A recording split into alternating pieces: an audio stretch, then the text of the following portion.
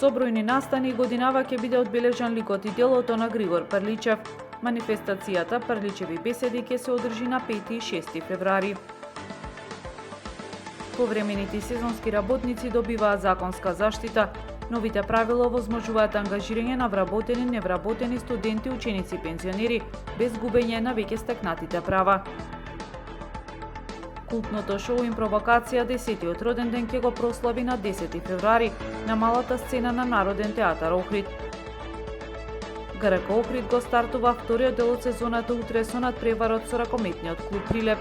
Ројовиќ очекува добри резултати од надпреварите што следат.